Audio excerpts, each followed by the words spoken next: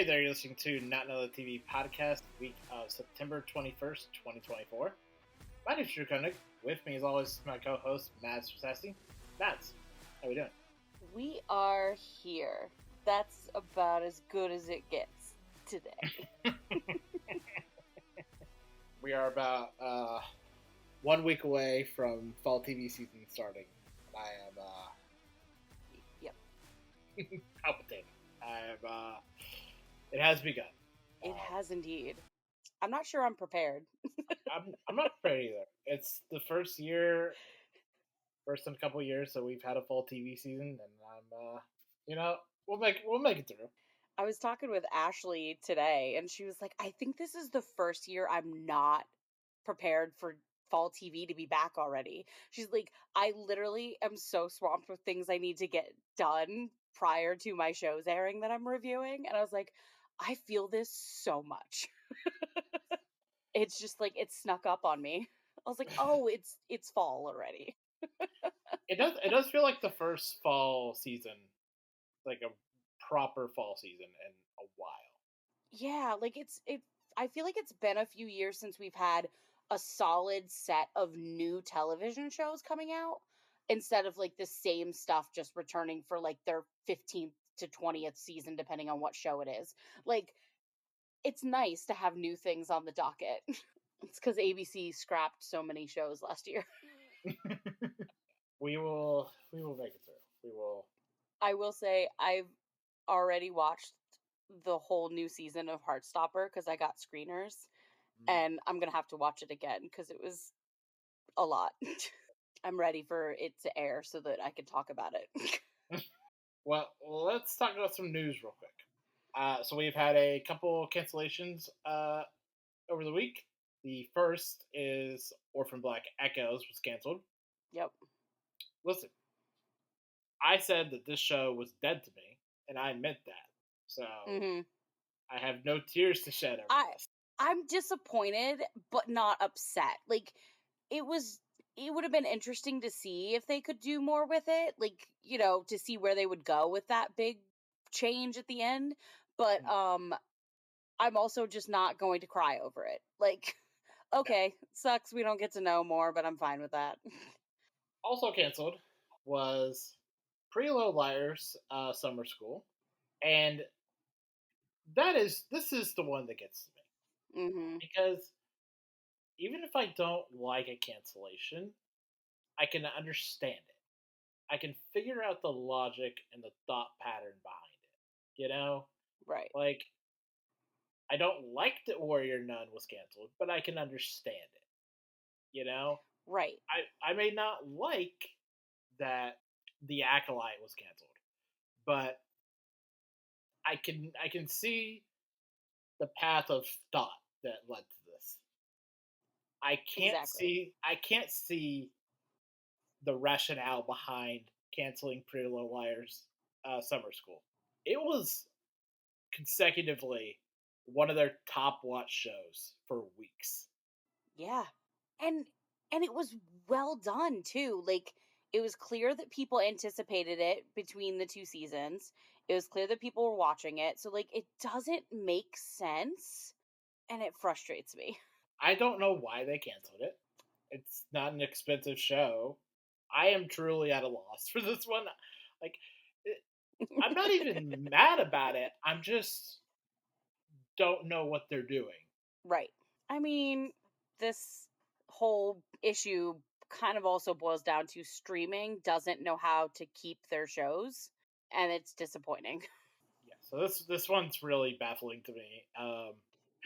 And then I saw a tweet that like Bailey Madison was at a friend's wedding when she got the news that it was canceled. Oh no! That's not the place you want to be when you find something out like that. No. Oh yeah, no. It's such a bummer. I hope these four actresses find like something good after this, because I do genuinely like them now. I think they're all really good. I'm particularly interested in like what Maya Rafiko does after this, because she really impressed me. And now like I know that name. Like when I see like a clip of her in Hadestown, I'm like, oh, I know who that is. Right. which she also looked very impressive in that. So I look forward to keeping an eye out for what they end up doing after this. I mean, at least we know for right now Chandler Kinney is on Dancing with the Stars. Oh yeah, oh yeah. And I meant to mention that she was really good. Yeah, I don't really watch Dancing with the Stars, so I I haven't seen it. So I saw a clip of her performance, and it was really good. I, even if I did watch Dancing with the Stars, I'm very baffled by their choice in having a con artist as a star, quote unquote, to be on the show. Right. But I guess that's the bottom of the barrel. So But yeah, those are the cancellations for this week. The Emmys for this week. yes, the Emmys. Yes. So the Emmys were this past week. There were a lot of interesting wins. Shogun won a lot of awards. Which is good. Yeah, one of the most notable is NSY winning best lead actress, which is crazy. I said this on Twitter, but like a year ago she was in a goofy Godzilla show, and now she's an Emmy-winning actress, Yep. which is great. Again, I'm a big fan of Monarch Legacy of Monsters, but still, that's a hell of a trajectory over a year. But yeah, Shogun ended up winning a lot of stuff. The Bear won a few awards. This is for season 2 of The Bear. I don't. Did you did you happen to see And did you happen to see the video of on the red carpet? They asked people if The Bear is a comedy or a drama, yes. and they asked Joshua Jackson if it was a comedy or a drama, and he gave maybe the best answer I've ever heard about this. And I was like, you know what? I get the Joshua Jackson thing. I get it because Yeah. that was hot. Again, if you haven't seen that video, go seek it out because he just gives a god tier answer about that. Just breaking down the structure of the bear. It's really good. Again, the bear won a lot of awards.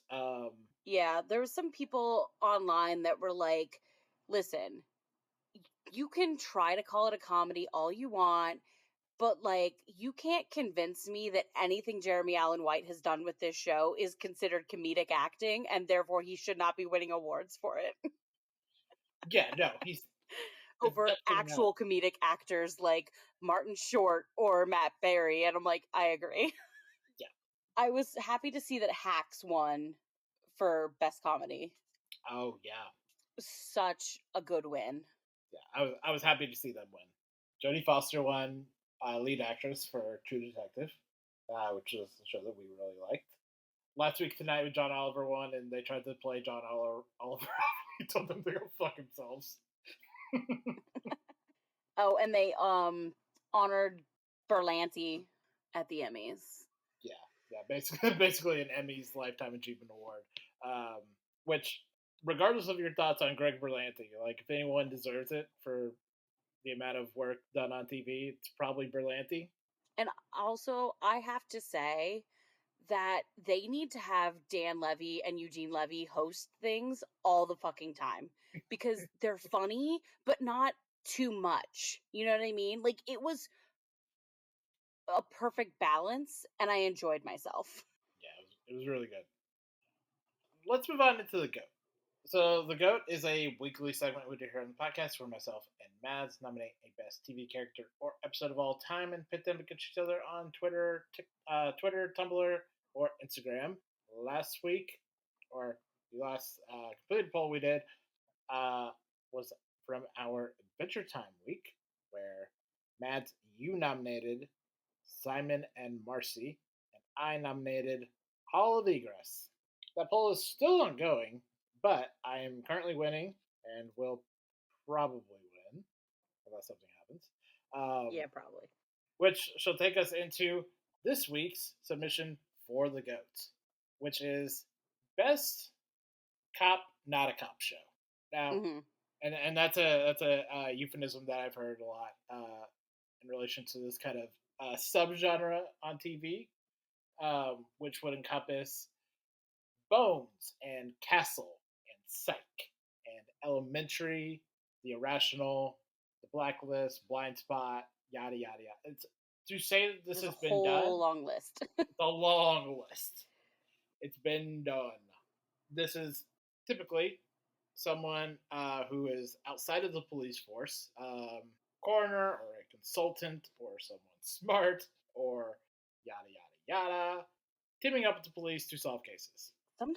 Sometimes it's even criminals trying to get out of jail. Right. In the cases of white collar or wild cards, leads to some really fun stuff. To present this week, a reminder, still have some vetoes on the board. I have 3 vetoes. Mads, you have 2.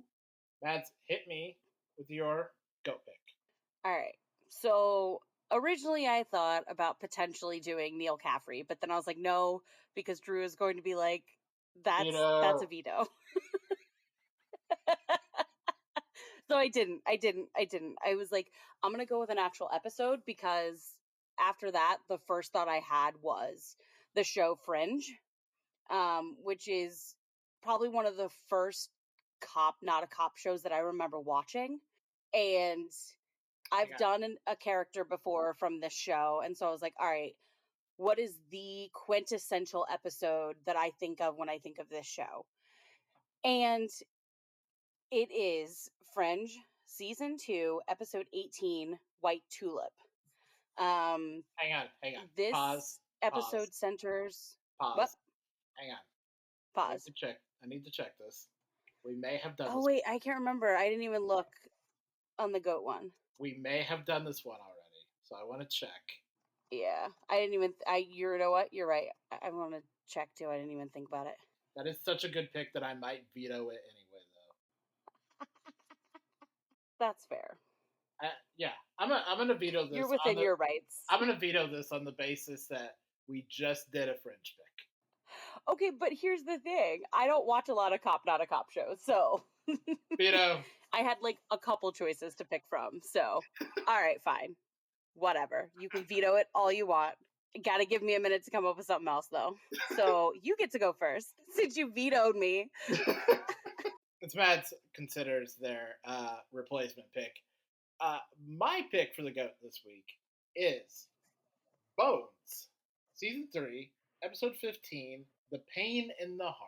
And this was brought to mind because over the last couple weeks or so, I've seen a lot of people online talking about Bones for some reason. I don't mind it, because Bones is a very enjoyable show and quite good. Bones, for anyone who doesn't know, stars Emily Deschanel, who plays a forensic anthropologist, who teams up with David Boreanaz, who plays a FBI agent, and they solve crimes with the help of a bunch of nerdy scientists that they call squints. And so this is the end of the 3rd season, where begins, you have Agent Booth assumed dead from a gunshot in the previous episode, where you have basically a fake funeral to draw out someone who said they would only come out when Agent Booth died. The episode pivots really wonderfully to wrapping up a serial killer arc of this nemesis that they've had for a while called the Gormagon, and this mystery of Gormagon and his apprentice, who someone at the Jeffersonian Institute where Bones works. And what follows is like this really fun, like twisty turn of like, who is the apprentice? Is it Hodgkins, the conspiracy theorist? Is it Sweets, the psychiatrist who has started working with them and analyzing Booth and Bones?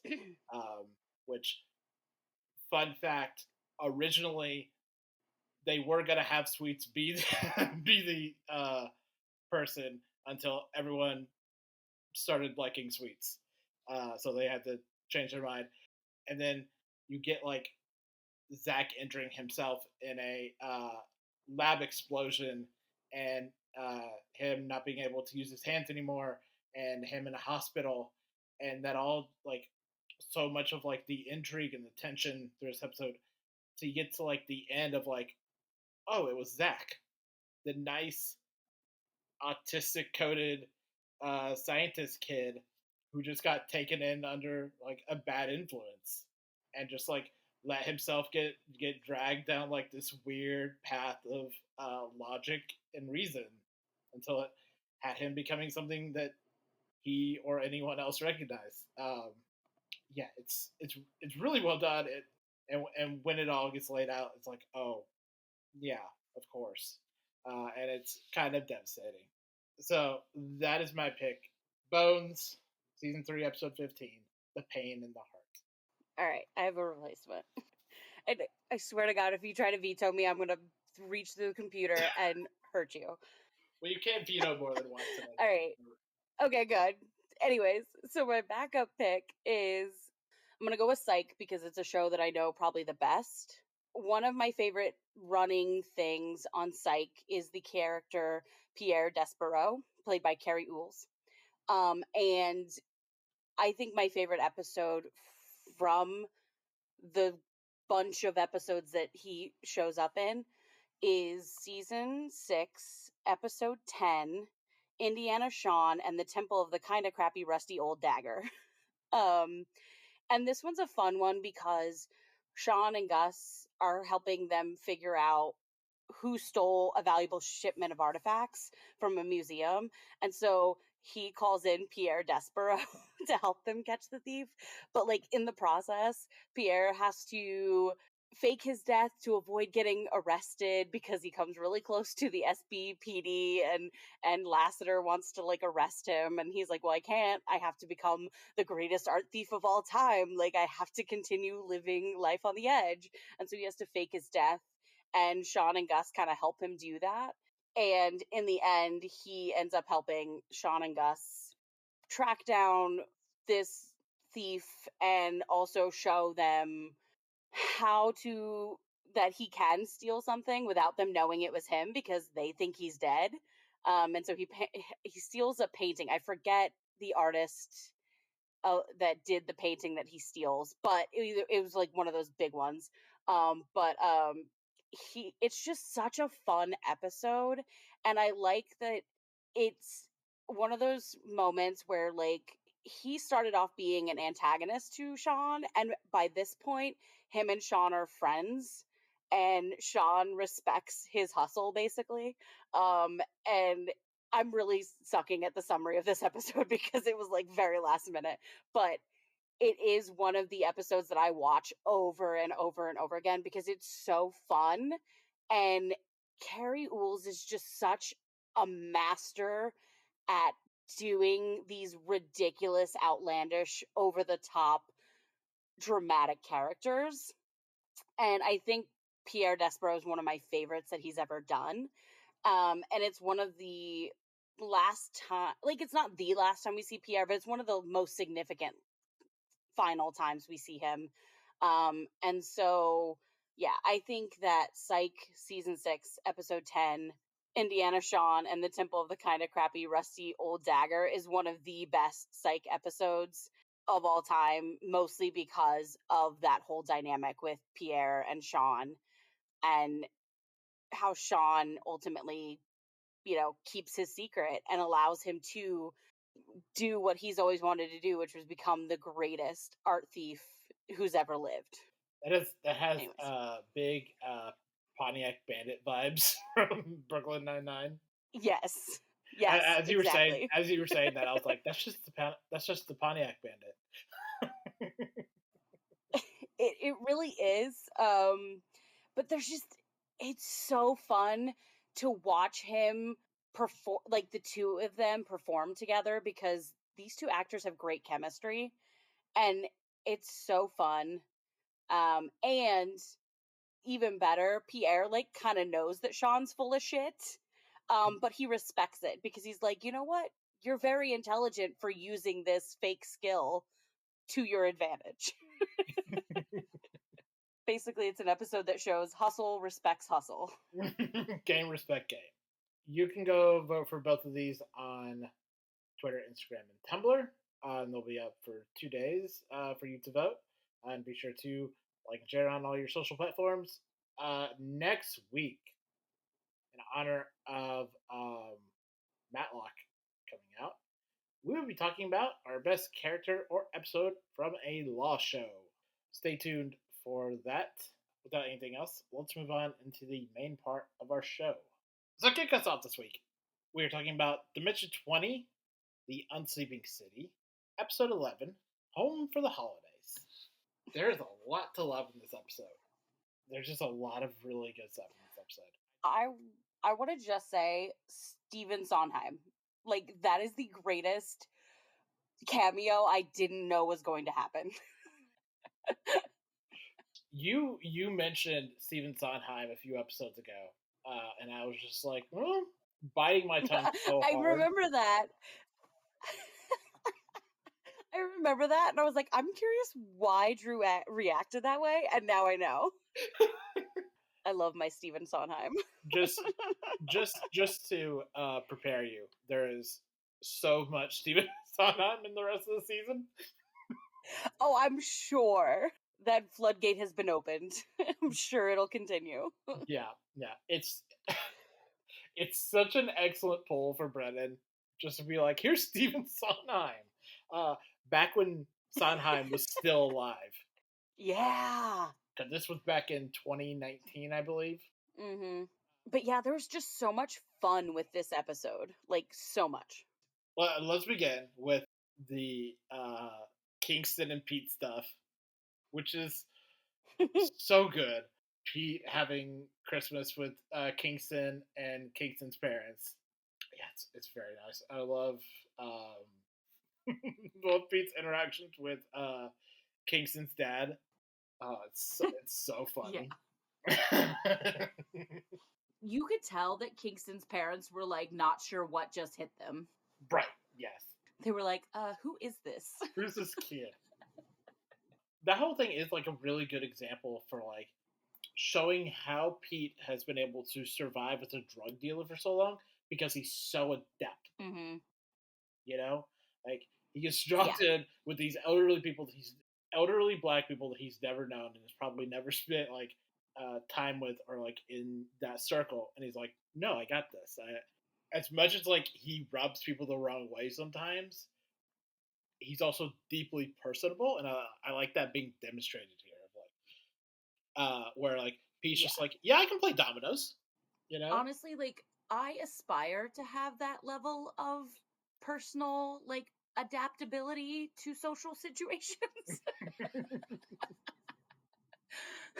Because I am not that kind of person. And so like I think as much as I've loved Pete this whole time, like I loved him a little bit more after that interaction because I was like, God, I want to be you. I want to be able to like just turn on a switch and be like, absolutely, I know how to interact with these people. And it's just like, but how? Yeah, and I think you get the same thing with when he goes to meet up with Seven, and he's like, I'm just gonna kind of modulate and kind of fit more with how Seven is acting. Be a little bit more on his bandwidth, you know. I think like those that alteration I think is really good. But also Seven is just the worst. He's the worst person in the world. Honestly, like so the worst. Yeah. Like he definitely bought an NFT. Like 100% bought an NFT. I do love that line of like social media is voluntary panopticon, because like that guy, like this brand of person definitely subscribed to Twitter Blue, you know? Oh yeah. Like I don't know how to perfectly describe like that, but like he bought an NFT, he has crypto, like that man he's Elon has Musk's a blue bitch check. boy. Yeah, like, he has a blue check mark. He goes hard for Elon Musk, you can just tell. Like he's totally up that alley. He's like, oh man, this man named his kid with random letters and numbers. Absolutely, let's do it. I do appreciate Brendan kind of driving that home a little more of like, no, this isn't just a weirdo. This isn't just like a tech weirdo. He's a dangerous guy. Yeah. He is like contracting people to get drugs from like Central and South America, and wants that to be given to kids. Like, Yeah, and you could tell that, like, as, like, obnoxiously awful as Pete is, like, Pete feels uncomfortable around this guy. And it's like, Pete's like, I'm on my guard around you because you are worse than me. I really, yeah, I really appreciate Brendan like going like, this guy doesn't just suck. Like, he doesn't just suck in like a social weirdo misfit way. This is a true menace to society, in the really wonderful way that Exactly. Brendan is able to do. I also really enjoyed all of Sophia's stuff in this episode. Mhm. Actually, you know what? I can't believe this isn't the place we started from. Sophia burnt her house to the ground. Dude, when she did that, I was like, you know what? Burn that shit down, girl. Like, just do it. But, like, also, you get to see that side of her, but also the side of her that is just hurting. You can tell that she is still in a lot of emotional pain over the stuff with Dale. And, like, her conversation at the monastery, you can just tell that, like, she's looking for something to explain why she feels so guilty, and she's trying to look for a reason that, like, she shouldn't feel bad about this, but she can't because she realizes that she misinterpreted her husband, right? Like, she's going through so much. And Emily Asher does such a good job of portraying both sides of that. It's the perfect Emily move where it is at once absolutely insane behavior, like true chaos behavior, but also is grounded in this really well established emotionality, uh, Hmm. that I think she's able to navigate really well. The only thing that makes all of that even better, which was already great, is the way that Ricky responds to it. Yeah. Uh, Swimming across the bay, and then, you know, I don't know what I'd do if I disappointed Ricky. You know, Hmm. if Ricky was noticeably disappointed with me, I think that would be upsetting. Yeah, like, that man is nothing but pure sunshine and goodness. Like, getting disappointed by him is like your dad being upset with you. You know what I mean? Like, it's like hardcore, sits in your gut. Mhm. Don't want that to happen. No, no. But, like, when dude jumped into the bay, I was like, oh, he's gonna swim it. Okay, cool. He's for real gonna hoof it. For real going. I love Brennan's added detail of like, sir, there is ice forming in your hair. Yeah, but he's about to go to a fire. It's fine. It's fine. It's fine. He's so stupid. Like, in his own way, that is unhinged and chaotic. Like, we've got Sophia's version of unhinged and chaotic where she burns her house to the ground, and then we've got Ricky who just jumps into the water and swims the bay in the freaking middle of December. And, like, you two are opposite ends of the chaotic scale, but, like, also not at the same time. Right. It's two examples of like players going, what would my character do in this instant? For Emily, it's she would burn her house to the ground because she doesn't want to stay there anymore. And for Zach, it is I would swim as fast as I can to take out that fire. I love Sophia's conversation that she has with the monastery The guy at the guy. monastery? Yeah, the guy at the monastery. Yeah. When they go to visit Dale's Hmm. grave, I guess, Yeah. and like there's a lot of really interesting stuff there. I really like the thing he says about really lambasting the American dream, which is like kind of been quietly a runner in the season, but to hear it like so blatantly and so explicitly here, I think is really intriguing. I like not being romantic about this notion of like something that everyone considers so quintessentially American, like so much of like Right. Yeah. our country's identity of like you know like you said of like uh, coming here and living the American dream and raising yourself up from your bootstraps. It's like that's not a thing. No one does that. But you know, I like this kind of you have like three different takes where you have Kingston existing as the voice of the people, Pete existing as the voice of dreams, and then you have the monastery as this almost neutral party, uh, but in direct Mhm. opposition of dreams, of something that like is so ephemeral, is so like not there. Sophia being like kind of the bridge between all of those things is really interesting. Mhm. So I like that. And then I love all the stuff with Misty in this episode. First with her Yeah. confrontation with Robert Moses.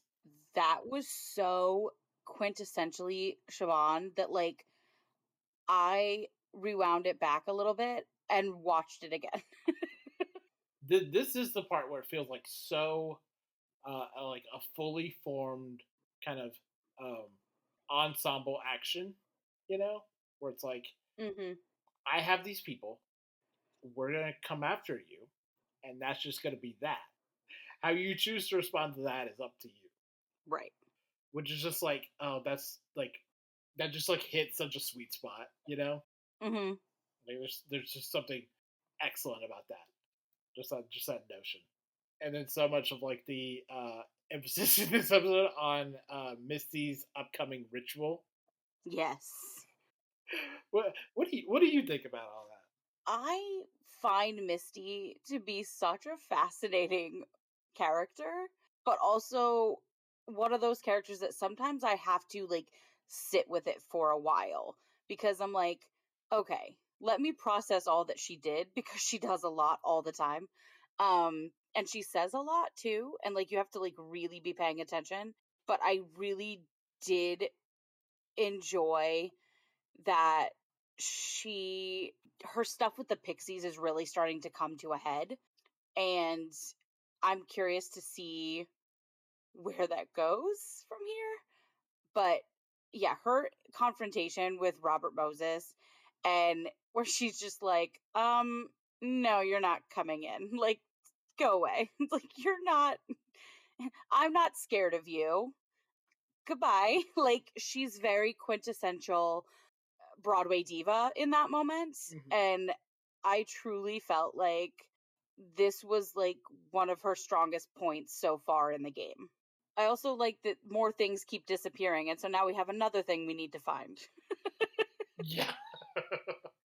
Big book of bits and bobbins. I wrote it down because I was like, that's a title. Oh yeah, yeah. I love Brennan tried to come up with like this quirky name for a thing, which all the players instantly took as a bit that they could torture Brennan Right. with. They're like, the what? The big book of bits and bobbins. Can you say that again? Say that 10 times fast. It's really good, and you can tell Brennan's like, you motherfuckers. But at the same time, it's like, Brendan, you have to know that they're going to pick this most innocuous thing to give you shit for. Like, come on. Yeah, Like, you got all rhymey with your book title. Like, do you think they're going to let that slide? I can't wait for the battle episode next week. It's gonna be really interesting. Yeah, it's going to be great. The last. The last thing I do want to mention, I don't know if you have more to say, but the last thing I want to mention about this episode is that I think the most precious NPC player from this season is Wally. Cute little Wally. Like, Crash going to him and being like, I will change into a dog. And then you take me to your brother's house and tell him I'm your new dog. And Wally's like, but I don't like lying. Can't you just lie for me? And he's like, no one will understand me. I will be a dog. It will be a dog. But you know what? I did want to say this. Within the rules that this season has established, Cugrash should be the ugliest dog anyone's ever seen. Doesn't matter. Doesn't matter. Do you really think that Wally would get a cute dog? No, Wally would pick the ugliest dog because he'd be like, it needs love. So I mean, it wouldn't be outside the realm of possibility that Wally would show up with an ugly ass dog. Let's move on to our next show. Agatha All Along on Disney Plus. The first 2 episodes are up, and this is mostly it's an entry into the MCU, but it's mostly a spinoff of WandaVision. Picks up a lot of threads that were left there. We're back here with Catherine Hahn and her character.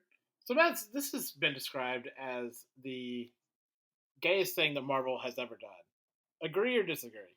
Agreed. Yeah, strong agree. Listen, there is something inherently sapphic about a bunch of witches. I'm just saying. Plus, whatever Aubrey Plaza was doing, so gay. between this and Happiest Season, there's something about Aubrey Plaza that's like that is a lesbian's ex-girlfriend. Uh-huh. And you're like, yes, I agree. Yeah. Aubrey Plaza's everything in the first episode is so good. Like So good. Someone on TikTok described Aubrey Plaza's character throwing Agatha to the ground as being, that's not what you do to an enemy, that's what you do to an ex-girlfriend. Yeah. And it's just like, you're not wrong. You're not wrong. Yeah, no. I saw one thing where it's like, what is it with like lesbians and knives with like this and Killing Eve and Clark and Lexa from The 100 and Rhaenyra and Allison from House of Dragon, where it's like, yes, this is the shit. This is the stuff. Because lesbians are badasses. Yeah. But yeah, like all of so the first episode's kind of like split up into two, and that first chunk where you just have like Aubrey Plaza in very good FBI suits. God, it's such a good. Whoever did the costuming for the show need to fucking raise. Right, they picked the clothes that hung on her curves so perfectly. Like, oh my god. Like, I've never really looked at her and been like, that's a very, very hot woman. But like after that episode, I was like, oh no, I get it. I totally get it. I get why people go after her. Like, I get it. I get it. Yeah. I'm on the Aubrey Plaza train. I'm sat. Mm-hmm. I cannot get up for I'm simply too sad. Yeah. But like that first half of the episode where it's just like in a weird American remake of a Swedish detective story, and you're like, oh, this is good. This is good. Like this is like building off of the same like WandaVision allusions to like television that worked so well for WandaVision and being transferred here. And you're like, oh, this is good. This is the shit. And I like that is paced like just enough, and like it's cut off just at the right point before it can become tiring, which is the right choice. Except it means that we don't get Aubrey Plaza in her very good suits anymore. But luckily, it transitions to Aubrey Plaza in a crazy killer witch costume, which is equally as good. Yeah. I mean, listen. I can't tell you which one I prefer because they're both really hot. They're both so good. Yeah, and like the weird sexual tension filled fight that they have is outstanding. The line, so good. Listen. There are two lines that made me go, "What the fuck?" Which was, I want you horizontal in a grave. And Yes. you don't have a heart. I do. It's black and it beats for you. What the fuck? Okay, when she said, "I want you horizontal in a grave," I said, "You mean your bed?" That's literally what I said immediately after she said it. I'm so just like, "Oh, so sorry." That was very gay of me. Listen, everyone. I know that in the past, I have been prone to shipping clownery of a gay nature. Okay? I've been on the record. Mhm. We all recall Ahsoka last year. I've been here. Okay? But I'm not having to reach for this one. No. You make it so easy, and it's funny because someone asked Aubrey Plaza if it's something I think it was something along the lines of, "Is this like, how gay is this gonna be?" And she's like, "So gay," or like, "More gay," if it was a term of them asking how much more like, how much more gay is there gonna be? Because like, people picked up on it in that first episode, and she's clinging tight to it like, "Absolutely, this is gay." Yes, 100%. Yeah, this is such a fun show. Catherine Hahn is just hamming it up 1,000%. It's Yeah. delightful, and your boy Joe Locke is just Oh my god, he's so good. he's just adorable. He's such a wee little guy.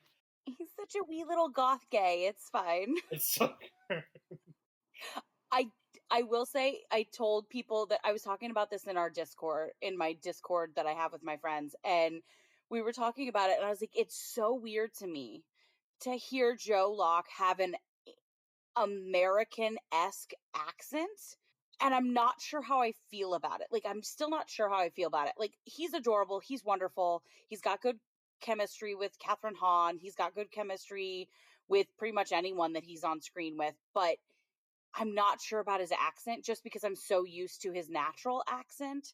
So I don't know how I feel yet about that. We will have to check in later on that. mhm. It's just so weird. Yeah. I don't know. Anyway, but this show just got the best heavy hitters they could.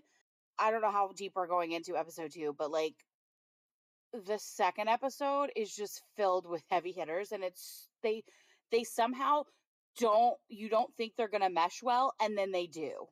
But the other reason I say this is really gay is because Patti LuPone is iconically gay culture, and therefore it's automatically gay if she's in it. Automatically. And she starts singing, hell fucking yeah. You know what? Now that I think about it, the only thing I have ever seen Patti LuPone in that wasn't gay was Penny Dreadful, and even that skirted a line. I think. Yeah, it's just there's just something about her. I mean, obviously a lot of people in the gay community like look up to her as an icon because she's such a diva, but not like the negative connotation of diva. Like she is the I've earned this kind of diva. And she is like, "You want me to be a witch? Oh, absolutely. I'll bring those witchy vibes. hmm Bring it." Like she just, oh, such a star. The second episode was just like, hey, let's watch Catherine Hahn just do a lot of big physical movements in this throughout these scenes, and just like Yeah, go on a recruitment tour. And it's like, oh, this is very good. Yeah, I'm definitely on board. I am too. And that song is so catchy. That song is so catchy. Like it's been stuck in my head all week. My only note is 1,000% more Aubrey Plaza. Oh, I feel like we're gonna see so much more of her. Yeah, oh, I'm sure. Also, I will say, like, I feel like lately Marvel's not been the greatest with diversity, and this show is like, oh, you want diversity? Okay, we're going to have a badass motherfucking Asian witch, and we're going to have this very powerful black African American witch as well. And it's like, oh, I'm here for it. All of it. That's excellent. Well, let's move on to American Sports Story, the Aaron Hernandez story. So Mads, what did you think of this? I'm gonna preface this by saying I don't like sports. Um, Therefore, I had no idea who this guy was. I never heard of him before. And so like I'm sitting here watching this and I'm like, okay, this is a Ryan Murphy production. This is interesting, like I guess, like whatever, he's like sitting there in the car with that guy at the beginning and he shoots him in the face. I'm like, what the fuck is this guy doing? Like, and then after that I kind of got bored. I was just like, whatever. I don't know if I care enough. Right. That's fair. And I don't think it's a sports problem. I think it's just the story is kind of bland. Yeah. Yeah. I think that's fair. Yeah. I think I've said this before in other places, but like I don't care about sports, but I like things that are about sports. Like I liked Winning Time, but like ask me to watch the Lakers play and I'd rather die. you know? Um Right. No, I get that. so I am like broadly intrigued by this, and I am like semi familiar with some of the names. Like I know Tim Tebow, and I know of like Cam Newton, who both appear in. I knew the name Tim Tebow. Do I get kudos for that? Yeah, I think Cam Newton's in the second episode, but my problem with American Sports Story is not so much the like Aaron Hernandez, which is very. I think it pulls its punches a little bit, especially in terms of like Mm-hmm. the abusive nature of the dad. I think it has a problem where it wants to have its cake and eat it too, where it wants you to be like in Aaron's headspace of like his dad isn't a great guy, but also we want to be sad that he dies. Right. And so like as a result, you kind of feel like they can't go too far with like physical acts of violence. Mm-hmm. Seems so much of like that dynamic, like and especially that how the dad is being written here, Mm-hmm. where it's like this should be a little bit more explicit. But if you do that, then you don't get a reasonable sadness response when he dies. My problem with this isn't so much all of that as it is. I think I have a problem with like the Ryan Murphy. I'm gonna take everything and make it a fucking story. I'm gonna take Yeah.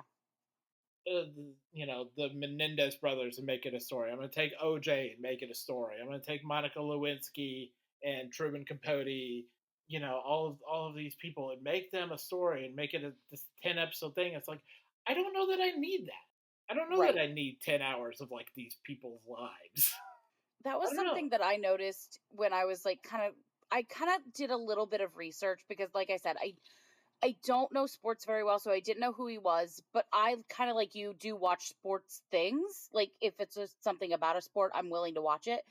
But so like I had to do some background research because I'm like I'm curious to see if Ryan Murphy's pulling shit out his ass or like if some of this or if this stuff is like really true. You know what I mean? So I was like how much has Ryan Murphy like added to this? And a lot of the criticism I saw through Reddit and Twitter was that like people were like do we really need to dramatize the crimes that this man committed? Do we really need to spend more than maybe an hour and a half on this story? It could have been a dramatized movie instead of a 10 episode TV show. And so like I kind of agree with you on this without knowing too much about the wholeness of this story. Yeah, because like the story of Aaron Hernandez is a fucking tragedy of a closeted man that like Yep. came out in spurts of violence. Like, I don't know that I need to see that. I don't know that I need to experience that. And like, this is kind of the way I feel about like true crime in particular, which is like there's a voyeuristic aspect of this that I don't care for. Mm-hmm. You know, Yep. it's like so deeply, so granularly into like these people's lives and like what makes like how all this went so wrong. Yeah. Like people die. This was someone's life. Right. That's kind of like how I felt about the Dahmer one that Ryan Murphy did because I was like, no, no, no, no, no, no. We don't need to romanticize this man. Like, he was disgusting. He ruined a lot of people's lives. Why are we romanticizing this? Like, Mm. I'm all for watching shows like 48 Hours where it's like the process of solving a crime, but that's as far as I go with true crime for the most part. Like, I'll occasionally watch a documentary about a certain case, but for the most part, I don't go in for dramatizations of specific cases. I don't care because, yeah, it's like we're putting more focus on the people that committed the crime than we are on the victims and the people's lives that were ruined by this. And there's no need for it either way. So it's like, let's just not. Yeah, and like, and I also think this is a problem I have with like this also extends to like docudramas in general. Of like, I don't need to know the story of Elizabeth Holmes or the WeWork people or any of that. Like, these are people who are still alive, who are still around, who aren't that much older than like the events were dramatizing. And again, lives were ruined. Like, these were Mhm. real fucking people. So it always feels a little bit ghoulish to me, and particularly here. And like, not all of these, end in a death or have like real acts of violence. Like in the case of like the Monica Lewinsky one, I just don't need to put these people under a microscope, and I don't need Ryan Murphy to like look through like an encyclopedia of people and go like, oh yeah, that one. Yeah. So that's American Sports Story. I don't anticipate us coming back to this. Let's move on to The Penguin, season 1, episode 1, After Hours.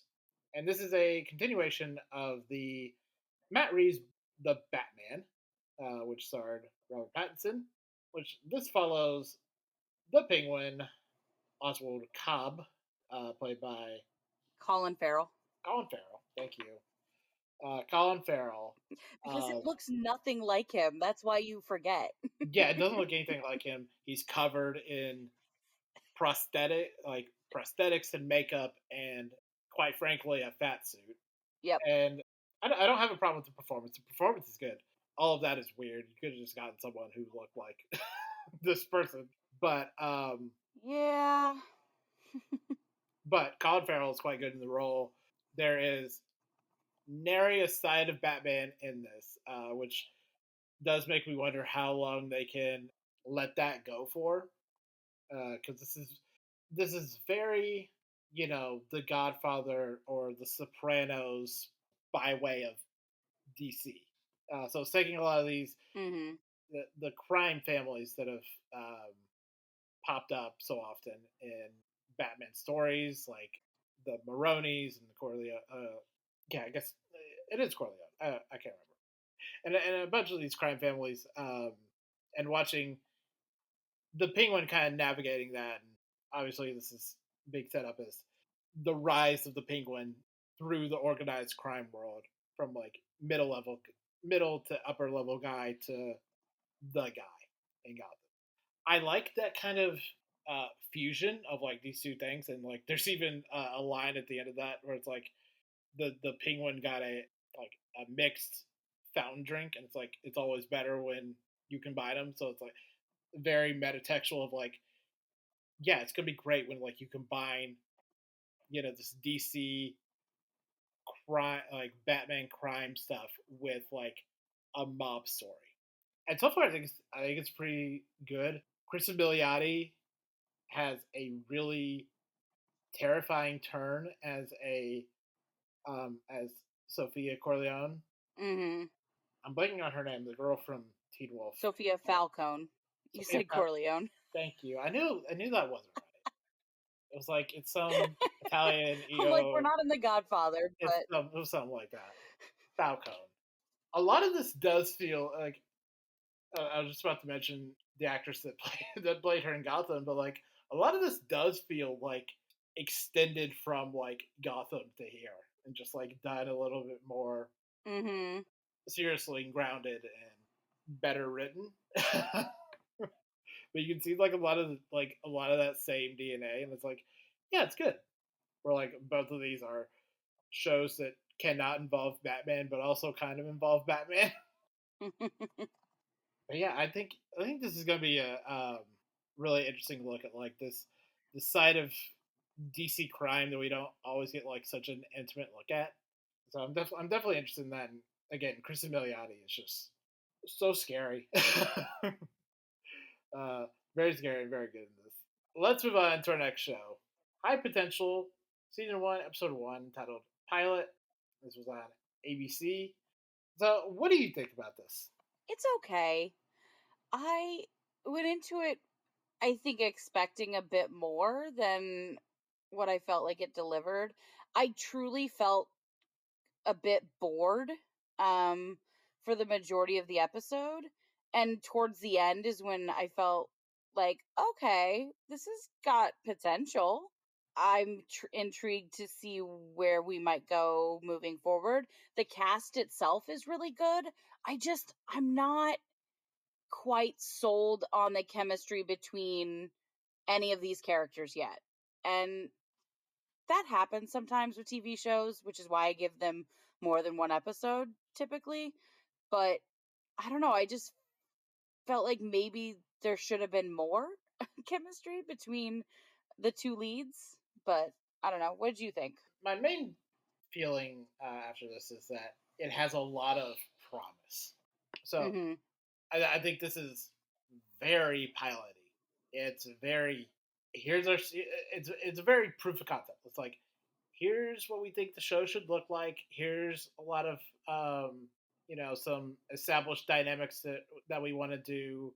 Here's some plot threads that we want to pick up later on. I think all of that is well enough. I think this is a good cast. I like Caitlin Olsen doing a different thing than just like Dee from It's Always Sunny. And I like Judy Reyes. I like seeing Javicia Leslie, even though she has nothing to do. She just fucking sits there at her desk. Like, give her something to do. She was just Batwoman. Yeah. It's funny. I was watching this episode and I was like, I haven't seen Daniel Sunjata in something in forever. Oh, it's nice to know he still exists. Yeah, I think that Daniel Sunjata is the weak link in the show. Yeah, he definitely is.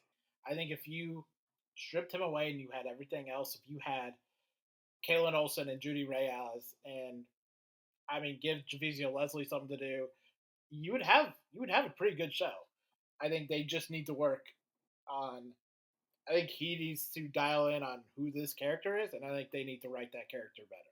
Yeah, I like I said, I didn't feel the chemistry between them, but like I felt the chemistry between her and the captain, you know what I mean? Like I felt like they had more chemistry and I was like, why aren't they the ones partnering up? Like why are you putting her with this man who has the personality of a rock?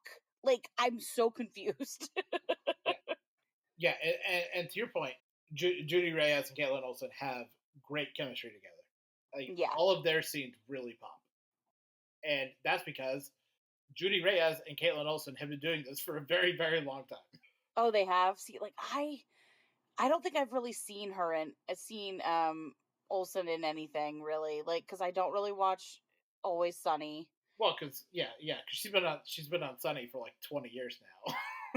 Yeah. I was like I've never seen I've seen a couple episodes of Always Sunny, but like it wasn't something I vibed with, so I was like, whatever. So like this is one of my first like big introductions to her. But yeah, that the vibes were absolutely off the charts with her and Reyes. Like the two of them, phenomenal. And for the record, I was being sarcastic, but It's Always Sunny did start in 2005. No, but I figured you were correct because I was like, that show's been on as long as I can remember. So it's got to be at least 20 years. Not quite. We're almost there. But yeah, I think if they can just like dial in a little bit, like give Olsen some interesting case. I think this is gonna live or die by how interesting the cases are, and like how engaging these characters end up becoming. So it definitely has the necessary juice. We'll see if it's able to get there. Right. I did like the scene like pretty much right out the gate where she's at the grocery store and she's fighting with the cashier over the price. And it's like, oh my God, she is so smart. Like, no, I'm not doing that kind of math. Never. But also, my years of retail, I would hate this woman with a passion, with a deep and fiery passion. I could see that. Makes for interesting television, though. And her dynamic with her son, it's just so cute. It's like, oh, two little math geniuses sparring against each other. I also like her dynamic with her ex-husband. Oh my God. I did not realize that was Taran Killam until like about the third time he showed up on screen. I was like, oh, that's Taran Killam. But also, like, he's a driver's ed instructor, and I love that for him. He's just so hapless. He's so, yeah. I love when she dropped the baby off to him, and he's like, I'm working. And she goes, okay, you can instruct them on how to install a baby carrier into the back of your car. It's very enjoyable. Super delightful. More on that later. Let's continue on to Slow Horses, Season 4, Episode 3, Penny for Your Thoughts. Matt, I know you did not get a chance to catch that this week. Nope. This is still doing a lot of like what I really enjoy about Slow Horses. You still have Cartwright on the run in France trying to figure shit out. There's a really great scene at the end of the episode where Cartwright has to run from a gang of people and a dog chasing him, and he has to take off in this kind of motorized bike, and he's just so stupid. He's just the stupidest man. And there's this really great scene of him trying to escape through a window and running along a roof, and then the roof buckles and he falls onto a pile of tires. And then as he gets up, he just does like this annoyed flick of his jacket, and it's just so good. That performance is a delight. And then you just have like the rest of them getting their ass beat by this French man. Like you can see like this really fun I think someone is tailing me scene, and the rest of them have to like figure out who's doing the tailing. This is just great big fun. I can't wait to watch the rest of the season. Let's move along to English Teacher, Season 1, Episode 4, School Safety. And this is the one where I'm like, no. Evan, you're right. You're right. You should be as loud and annoying as you want to be in this episode. Because I'm not going to lie, like, I would have freaked the fuck out if I heard a gunshot when I came to school. Like, No. he had a very normal reaction. Yeah. It is one of those things where it's like, no. I'm sane. It's everyone else that's acting like a lunatic. Yeah. Like, I have trouble believing that high school kids would be okay with a gun being anywhere near a school. But I do think it's like in 2024, definitely. I do think it's like the biggest stumbling block of this episode of like having to convince the kids to care. It's like, I don't think you would have to. I think the kids would naturally be very apprehensive about any firearm being near a school. Yeah, agreed. But it is funny for once for like Evan to be like the real voice of reason. Yeah, you're like looking at this character and you're like, we're really standing behind this guy? Okay, he's that, nope. But like in your head, you're like, but actually he makes sense. Makes sense, yeah. Yeah, he's making good points here. Yeah, and really like, I do think this is like why this episode maybe doesn't work as well as I want it to, because it does shift the dynamic. Because like in the first episode, it kind of subverts thing where it's like Evan is unreasonable and Marky is like making good points. Mm-hmm. And now we're just like back unsubverted to Evan is making good points and Marky is demonstrably wrong. Yeah, it's a weird choice. I wish there had been a way that they could have done it where it wasn't Marky. Like it was maybe the other male teacher that they bring around every once in a while. Mhm. That would have made a little more sense. It wouldn't have had to ruin that dynamic that we've had established for 3 episodes. But I just I didn't hate it, but also like you said, it's like there's something slightly off about it. Right. Well, and like there's a million there's a million even with an episode where Evan is in the right fully. He misses like a million chances that I think any of us would have stumbled on of like, the only way to stop a bad guy with a gun is a good guy with a gun, and they're like I feel like any of us could have like pulled out a statistic and been like, no, that's actually not true. That's actually, and there's data to support this. Like, I Right. I feel like, and it's kind of a problem with the character of like Evan is so sure fast in his like self righteousness that he doesn't like come up with like Mhm. actually good points. And there are many rebuttals to everything Marky says, and Evan just doesn't say them because again he's like so sure fast and like that he is morally correct in this. But it's like Right. there's so many things you could say, just fucking say it. I I just love the B plot in this episode of Gwen being upset that she's not higher ranked among the hot teachers of the school, Oh my god, yes. And which that whole interaction with her and the kid where she's like, "You cannot say that to me, but actually thank you so much for saying that." Like she's such a hot mess. she's so she is a lawsuit waiting to happen. Absolutely. She's the type of teacher that we're going to see on the evening news where she's in a relationship with one of her students. Oh no, absolutely, yeah, yeah. Just like the entire scene with her student, you're like, oh, this is wildly inappropriate. Wildly.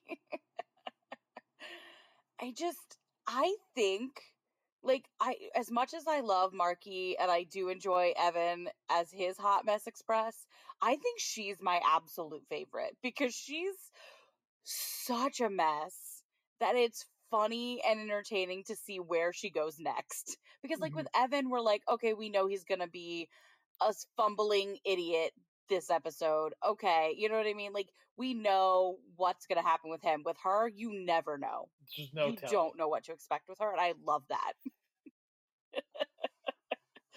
I love it so much. Hmm.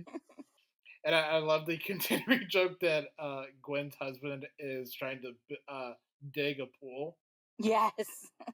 It's so funny. And that the joke from the kid of like, yeah, and like your husband's going insane. It's like, yeah, that's a. Let's move on to our next show. Lord of the Rings: Rings of Power, season 2, episode 6. Where is he? So I don't. I didn't talk about episode 5 last week. I think that episode was one of the strongest episodes that it's had in its run so far. Yes. Just this idea of like, oh yeah, we can make this entire thing about the rings, and like that's really interesting. Where it's like that shouldn't be possible. Right. Like it's a piece of, for lack of a better term, jewelry, and you're like, how is this the most invigorating part of this story? Yeah, but here we still get more ring drama. Things are Hmm. escalating at Casa Doom. King Durin is like figured out that he can charge people whatever he wants for the stuff they dig now for all the mithril and whatnot. Oh, And okay. things are deteriorating fast in really enjoyable ways. Everything with Celebrimbor and Anatar slash Hot Sauron who fucks. Just really good. Celebrimbor currently on a just being gaslit to hell and back. Where there's a really fun there's a really interesting scene of Celebrimbor goes outside and he sees like an entirely different outside than what is actually outside that Sauron is showing him. And it's like, oh, the levels of Hmm. this is just getting real twisty real quick. Yeah, and then you see a bit of the fallout from the previous episode in Numenor as Elendil is put on trial, and there's an interesting scene between him and Eariel. I don't I don't dislike that character. I don't dislike Eariel, but I think that this show needed to do a better job of like laying groundwork for her to like see the depths of her grief, Mm-hmm. for like the path she's on to really make sense. Because now she's just in her villain era, and it's not bad. The actress is making that work, but it could be a lot stronger. And again, there's a great scene between Elendil and the Queen. And it's like this. How is this not the ship of the show? This should be it because this is very good. Yeah. Like how are we bogged down with Galadriel and Sauron when like we have this dynamic that is just so strong? Somehow we've already gotten to the point where we have 2 episodes left in the season, and that feels impossible Yeah. because it feels like we have. Like I feel like there's still so much more to tell. Like what's happening? Yeah, I feel like the season has just started. Yeah. Like, also, I did have to check because like people are popping over from Aregion to Casa Doom real fucking fast, and I was like, how close are these places to each other? Because it was starting to feel like later seasons of Game of Thrones, where it's like they're halfway across the map, but Mm-hmm. Aregion and Casa Doom are like literally right next to each other. So it's like, okay, Okay, that's a little more logical. I that's will say more that like some of the reviews I read, people bring that up, and I'm like, yeah, don't look into how fast people are moving. Just ignore that detail. they are moving real fucking fast though. Yeah.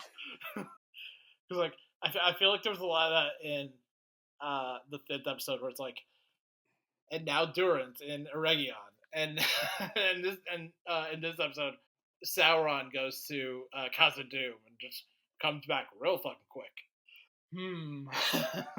But no, we're not playing entirely loosey goosey with geography here. So okay, let's move on to our next show, which is Bad Monkey Season 1, Episode 7, A Total Cat Person. And my main note for this episode is, what have you done to the Dragon Queen, and when can I get her back? Yeah. Who is this character? Because this is not the same character. It's like we suddenly have done like a brain switch. Like she's not the same. Like what happened? The character we met at the beginning of this show would have beat the shit out of Eve.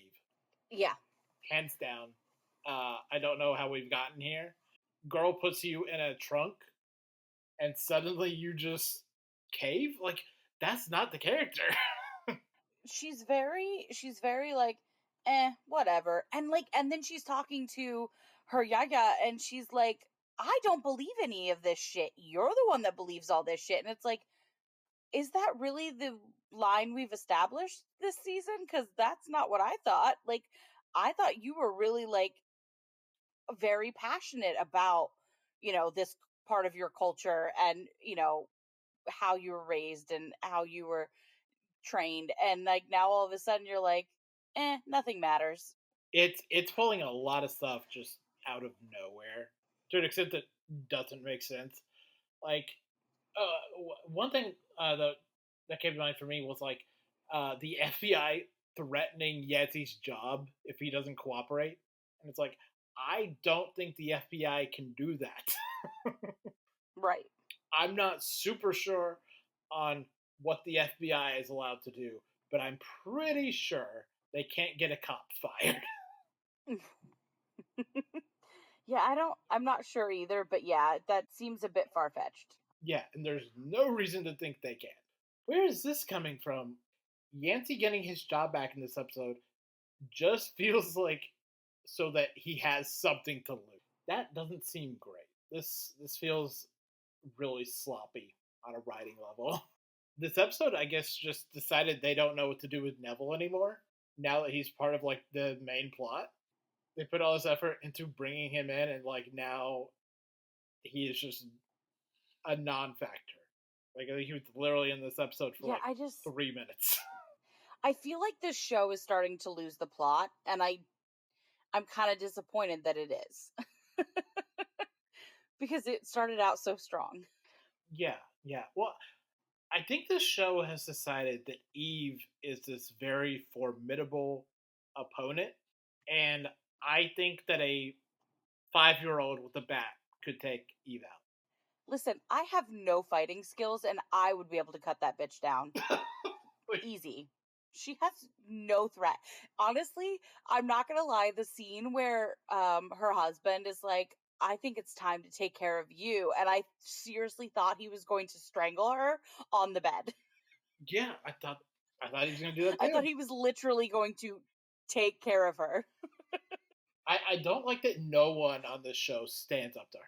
When I feel I feel like she so clearly like would fold like a card table with like any opposition. She's not a threat. No, she's really not. She is like 100 pounds soaking wet. Like you can just take her out. I'm waiting. I'm waiting. It's bound to happen, right? Well, let's continue on to our last show of the week. Women in Blue, season 1, episode 9, titled Gabina. So I know you are still not caught up.